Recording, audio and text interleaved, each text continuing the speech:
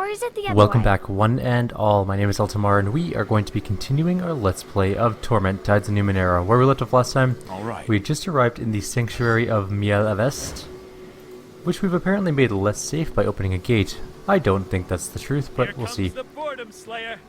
So there's the Chalcedon, perhaps? And some random cast-off.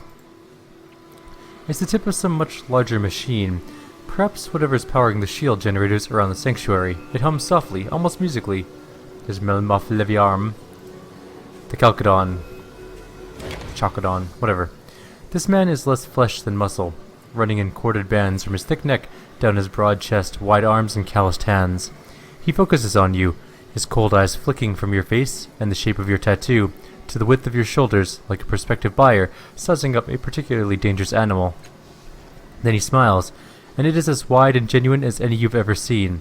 The most advanced of our sire's children here at last. I'm surprised you didn't make your way here sooner. You're not upset I opened the portal? Well, he says, chuckling, there's a touch of unease in it, you notice. I argued for the portal's closure to begin with, so I'm concerned that it's open again.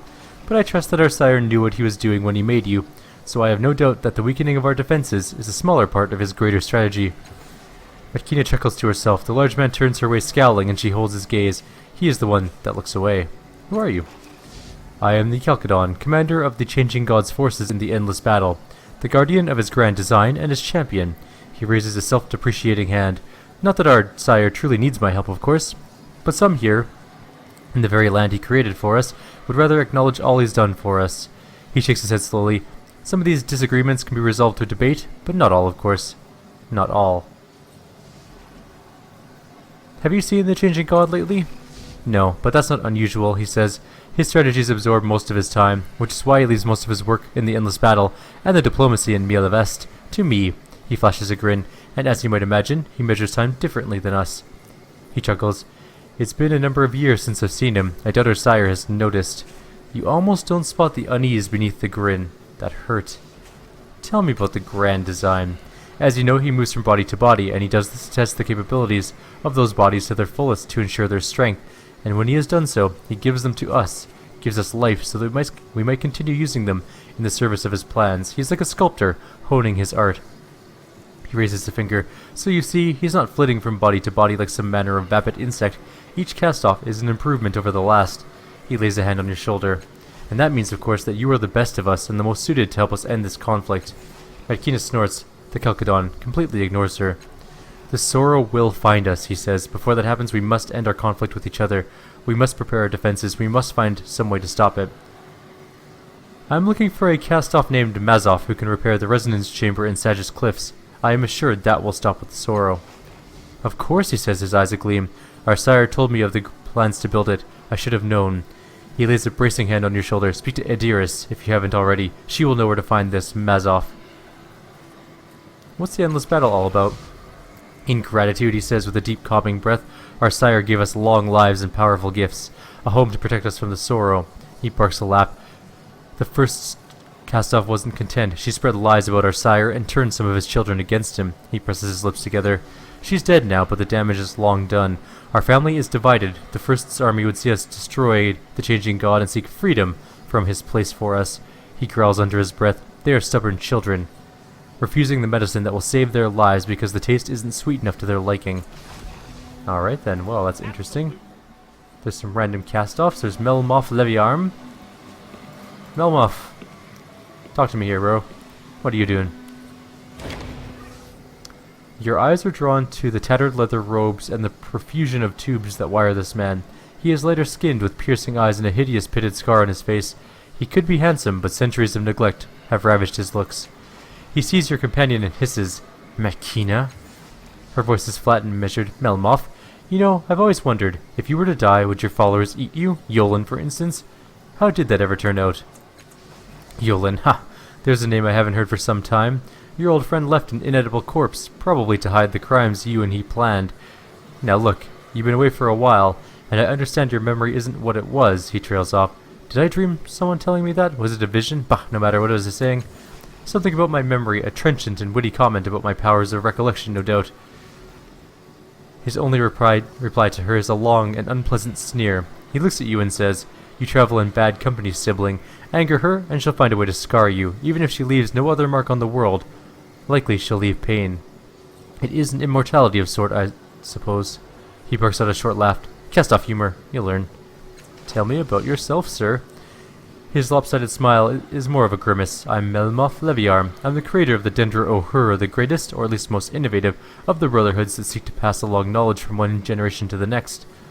So many people back away from me because of the way I look, or the way I speak, but let me tell you that in this body I have lived countless lives, seen endless worlds, experienced memories that beggar description. I contain worlds, and they judge me by my appearance. Sometimes I wonder who I'm saving this knowledge for. With all your acquired knowledge, you must have a unique outlook on the endless battle. A waste of life and a criminal waste of knowledge. The weapons being discharged are lost to us forever. Each life gone is an experience that will disappear into the mists of eternity, stuffed away, forgotten, never to be seen again. He leans in. Our sires sought to cheat death to stop that kind of waste. It is beyond my reasoning why he'd allowed the endless battle to continue. I'm looking for Mazov. That useless tinkerer? Why? I have some questions for him. Oh, a mystery. I love mysteries, he barks a laughter. I'll surmise then that he's a machine man, a fixer of broken objects and a builder of new ones, so you must need a repair or a new device. He raises a finger. But how would you have known to look for Mazov? Who could have told you? I did.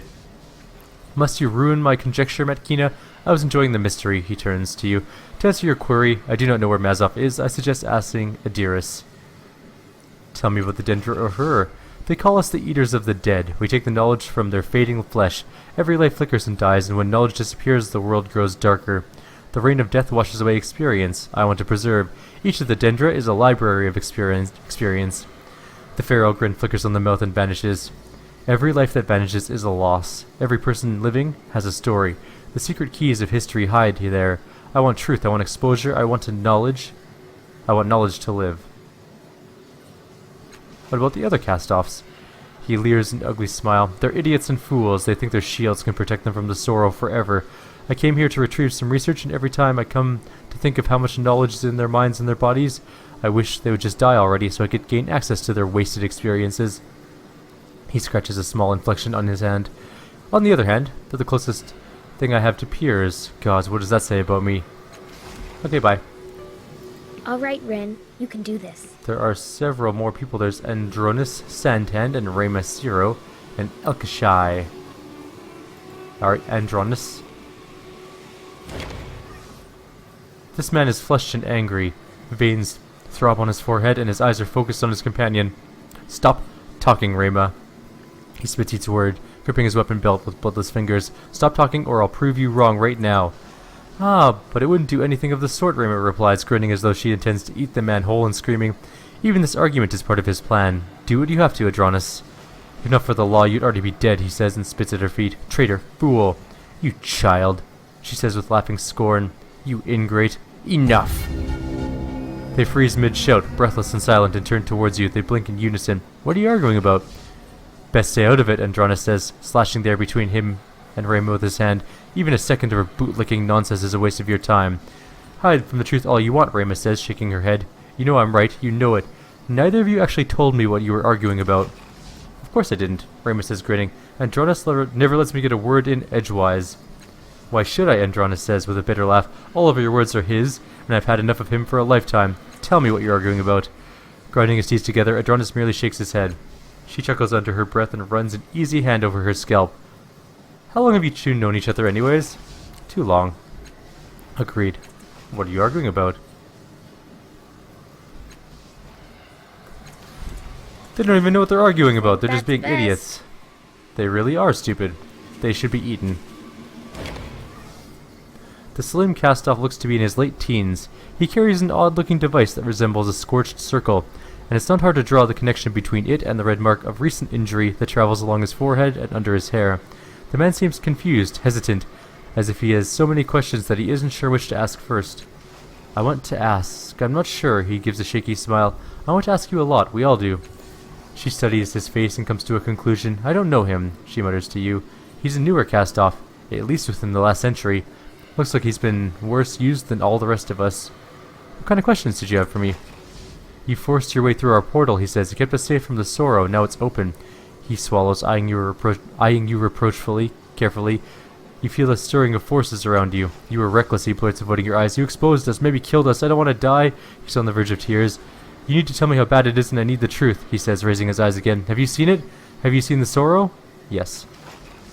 I knew it, he says, going pale. We're running out of time. Now listen, he says, blinking hard. This is even more important. Have you abused the tides to change things, to influence people? Yeah, and I don't regret it. You will, he says miserably. You will when it finds you. Every use of our power draws it like a fire in the sky. You should leave, he says, but there's no heat in his words. Maybe it will follow you and leave us alone. His trembling hand seeks the red wound in his hairline. Who did you mean when you said we? He blinks hard at your question, twisting the blackened circle through his hands.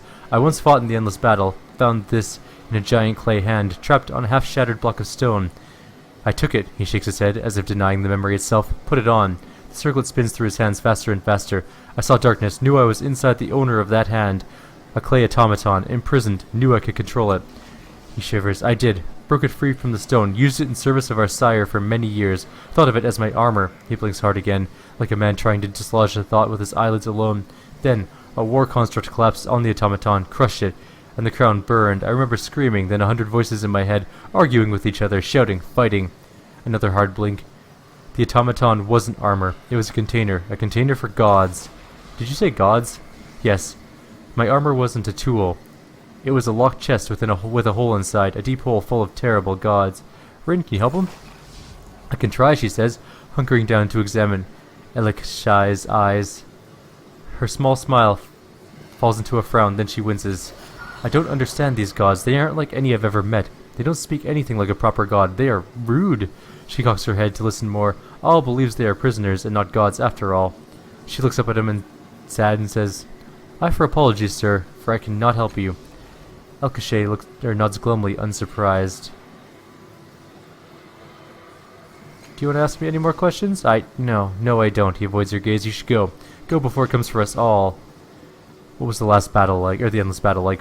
He shudders. We were killed. The dead crept into my mind. They told me to kill more, and I did because that's what we do.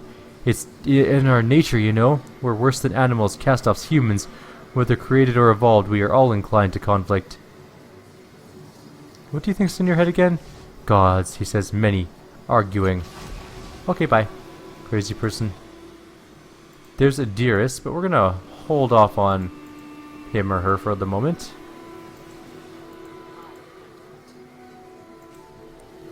Lady Ansha.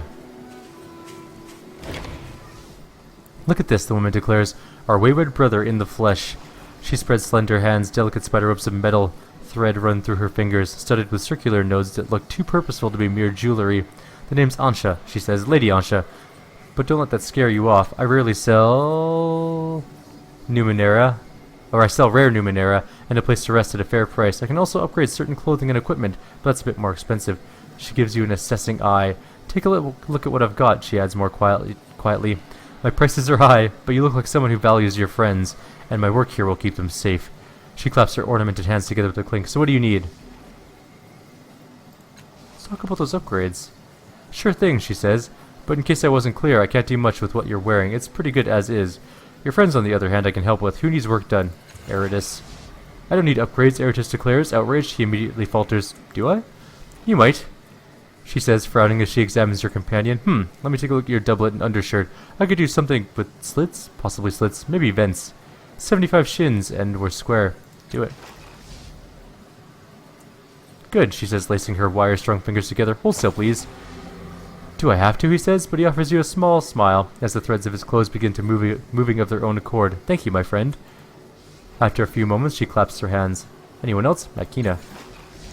Why, she says, giving you a suspicious look. I'm fine. Everything I own is fine. There's nothing wrong with your a little tinkering, sister, she says smoothly. In the right places, I could fortify your hauberk. Nothing major, and possibly add some shielding elements to your cloak. Shouldn't cost more than 60. Do it. That's not too bad. Gladly, Ansha says, rotating and pulsing node on her thumb and stretching her hands towards Makina. The assassin twitches and glares at you as her armor remakes itself. If this kills me somehow, I'll find a way to take you with me, she bites her lips. And thank you. After a moment, Ansha grimaces and flexes her thumbs. The last person is Rin. What? She says, jumping. What's wrong with my clothes? Nothing, Ansha says, smiling down at her, but I can make a few changes to your jacket and shirt. Nothing fancy or heavy, just a few things you'll like. She looks up at you. 105 shins. Really? That's like almost as much as the other two combined, actually. Yeah, kinda. It feels odd, Rin says, staring down at her shifting clothes, but not in a bad way. She gives you a nervous smile. Thank you. That should do it. Anyone else? Let's talk to you about something else. I want to buy some of your Numenera. Let's take a look. Okay, what do we got? How much money do we have, first of all? We have 2,064, but we have some stuff to sell, like this impossible blade that we are not going to use, probably.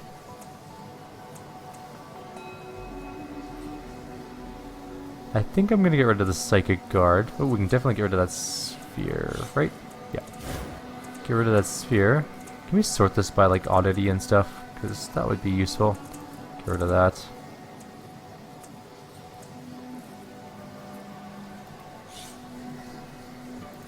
Get rid of that book. We can get rid of this heal. Is it a medium sword? Yeah. Okay, we can get rid of that sword too. Plus, there's a decent impossible blade here, which I think might actually be better. Let's take a look at what she has though. There's an energy weapon called Whispers.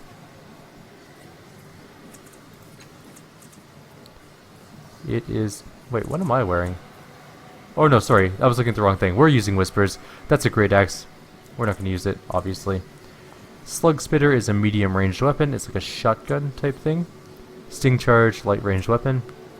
Living Exuvia is medium armor, but -3 to might speed and esoteric attacks. It's not very good. Yeah, no. It's neat, but not great.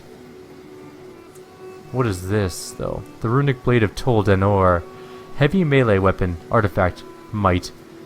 That is a monstrously powerful blade. 10 physical damage, 10 energy damage, plus 2 per effort applied, max plus 8. That is certainly better than his Quick Ice Axe. So we'll buy it for him. Ugh, I wish I had more hands. Now what's this? A cipher? What's it do? Summons a wisp. Do we have any straight up artifacts? There's a cloak. It's called a Cloaking Shroud, plus 3 resistance, plus 20 willpower, plus 5% on intellect tasks. What's our cloak do again? Oh no, ours is better. I like ours way more.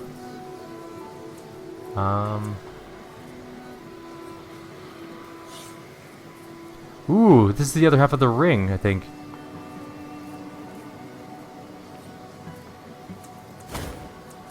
So we'll buy that. I'm pretty sure that's what it is. We have RF, and we have... Where'd the other ring go?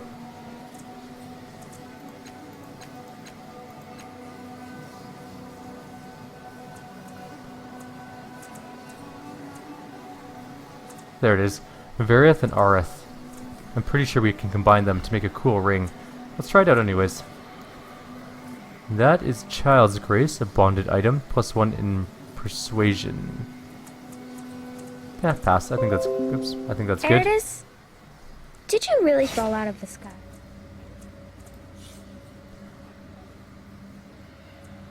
I'm going to use this item. You pull the first ring fragment from your bags. At first it looks like you misplaced the second, then you find it pressed into a fold at the exact opposite end from where you found the first one. You reach down to grab it, but you find that you can't. The fragments reject each other with a force beyond magnetism alone. You pick up the second one with your other hand and hold them in opposing palms. Let's examine the first one. You hold the ring fragment to your eye. The fragment's edges are rough, as if sundered by a mighty strike, but on one end you can still see a socket that might have fit a gemstone or something else. I'm going to try and combine them. Pinching the fragments between your thumbs and forefinger, you struggle to bring them together. The force repelling them is not magnetism. It's almost as if someone is holding your hands apart with impossible, contemptuous strength. Nevertheless, there must be a way to join Aerith and Vareth. You just haven't found it yet. Brute force this thing.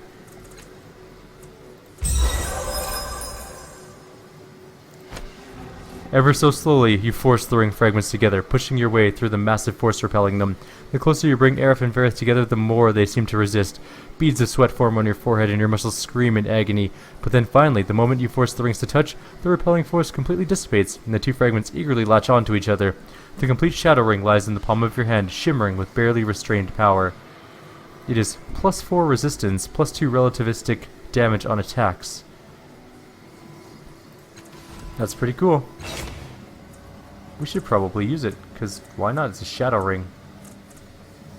And it's kind of awesome. It's a lot of resistance.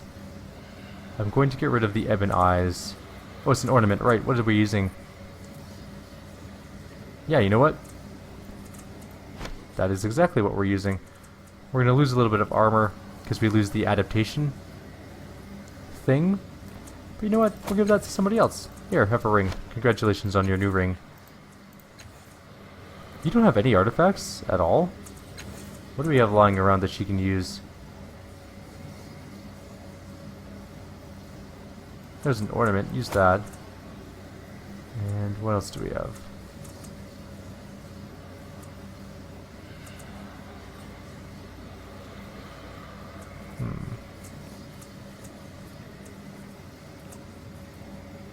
We should probably have sold that a long time ago. Oh well. Congratulations on your new ornament. Jesus. Alright, let's go talk to Adiris now.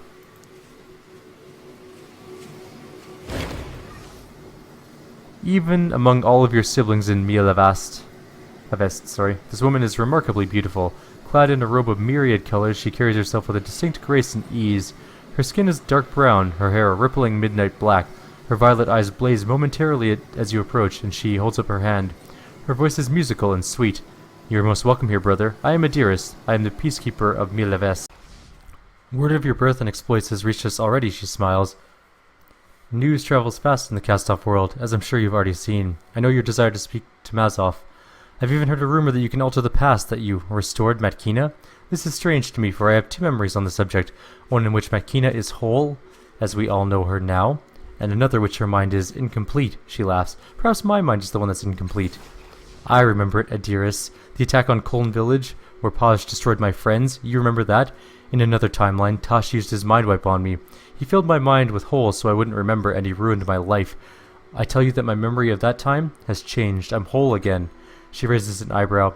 But how do I know that our newest member hasn't simply used a different form of mind control to give you false memories? I have a Mirrorcaster here, which Mazoff is said to appear, but I do not wish to expose him to the dangers of an untested psychic. She faces you fully. I have some limited psychic ability myself. If our new friend will allow me, I would examine your mind for the truth. Go for it. This will take but a moment. She places gentle fingers on your forehead, and you feel a swirl of color thrill your most inner core. A kaleidoscope of emotion shakes you, and a gamut of experience, recognized and echoed, magnified and reflected. Then she removes her hand, and her eyes are wet with tears. Forgive my doubt, brother. I believe you now. I believe you are capable of changing reality. She holds up a slender finger, but if anything, this makes me more leery of handing you a brother's Mirrorcaster. If you wish to speak with Mazoff, you must prove to me that you can be entrusted with the minds of one of our brethren. You cured Matkina, but did you understand Tosh? Did you take care of his innermost self as well? Before I can give you the Mirrorcaster, I would have you speak with Melmoth Leviarm. It is my contention that we draw the sorrow to us with our abuse of the tides, which is why I do not use our tidal powers. I believe our use of the powers is inherently painful to those around us. For instance, was anyone with you when you awoke to consciousness? Two people, an Aeon priest named Algern and a Nano named Calistage. They were arguing as I awoke. I'd wager any simmering tension snapped into sharp focus. If they were lovers, for example, they might have fallen deep into love's spell. But if they were breaking apart, your blast of tidal energy would have riven them, destroyed their relationship. She pauses, and you feel the tickle of her mind on yours. That's what happened, isn't it? They were not arguing for nothing.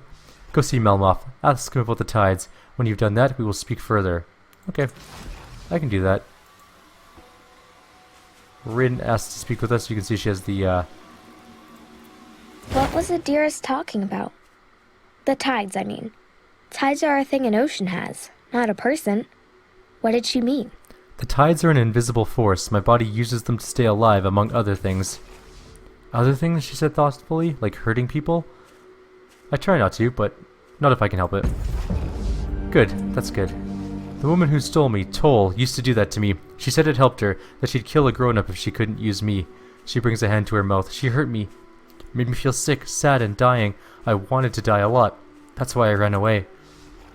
I know it's none of my business, and I probably won't even know if you do it, but promise me. Promise me you won't hurt anybody like that ever. I can't.